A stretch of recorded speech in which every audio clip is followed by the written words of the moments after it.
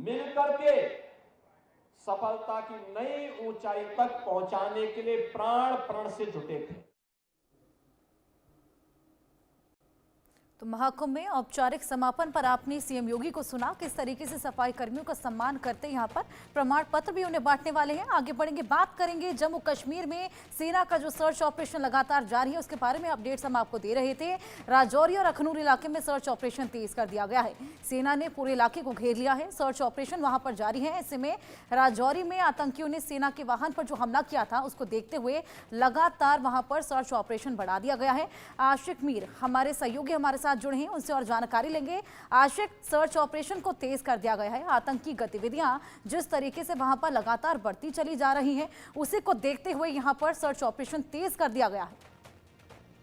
बिल्कुल, मैं आपको बताना चाहूंगा कि कल दोपहर को जो है सेना के एक वाहन पर राजौरी के सुंदरबनी इलाके में फायरिंग की गई और इस फायरिंग के नतीजे में सेना को कोई नुकसान उठाना नहीं पड़ा। लेकिन फिलहाल ये पूरा फॉरेस्ट डेंस एरिया है जहां पर सुरक्षा बलों का सर्च ऑपरेशन जो है इस वक्त बड़े पैमाने पर चलाया जा रहा है। पैरा कमांडोज को इन घने जंगलातों में उतारा गया है और ये भी बताया जा रहा है कि 2 से 3 आतंकी जो है इस हमले में मुलव्वस थे, जिनकी तलाश जो है सेना के पैरा कमांडोज जो है इन घने जंगलों में कर रहे हैं। आपको मैं ये भी बताना चाहूंगा कि बीते कई दिनों से राजौरी और पुंछ सेक्टर में लगातार फायरिंग की इंसिडेंट जो है रिपोर्ट हुए हैं और इसके चलते जो है श्रीनगर में उपराज्यपाल मनोज सिन्हा की निगरानी में एक आला स्तर की मीटिंग हुई जिसमें ये तय पाया गया कि किस तरह से आतंक पर प्रचंड प्रहार करना है और इसी के चलते जो है लगातार पूरे जम्मू कश्मीर भर में सेना का सर्च ऑपरेशन इन आतंकियों के खिलाफ चल रहा है। और हाल ही में जो इनपुट मिला है कि लगभग 70 से ऐसे 80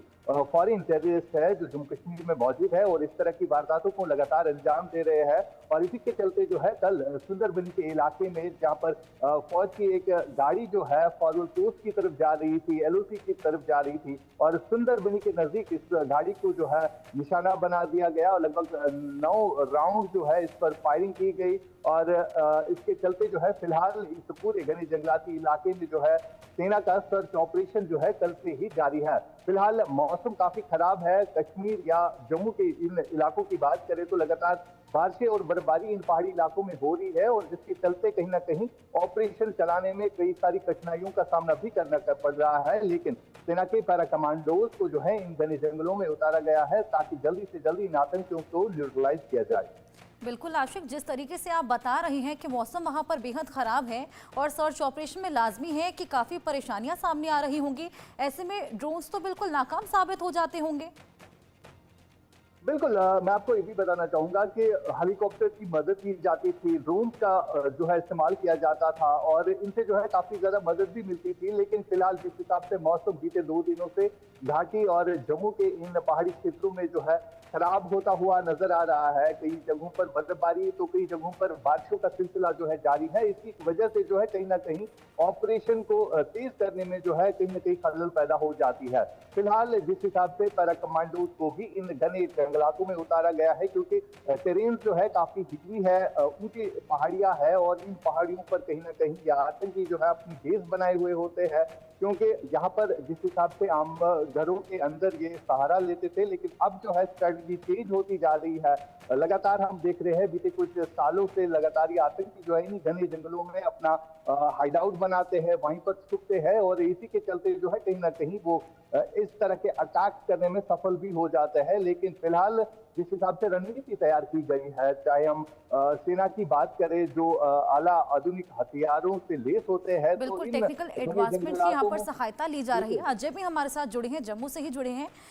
अजय, जिस तरीके से सर्च ऑपरेशन यहाँ पर चलाया जा रहा है, इससे पहले भी सर्च ऑपरेशन यहाँ पर किया जा रहा था, हालांकि अब तेजी आ गई है सर्च ऑपरेशन में। जो आतंकी थे, क्या अभी तक पता लग पाया है कि किस संगठन से ये जुड़े थे?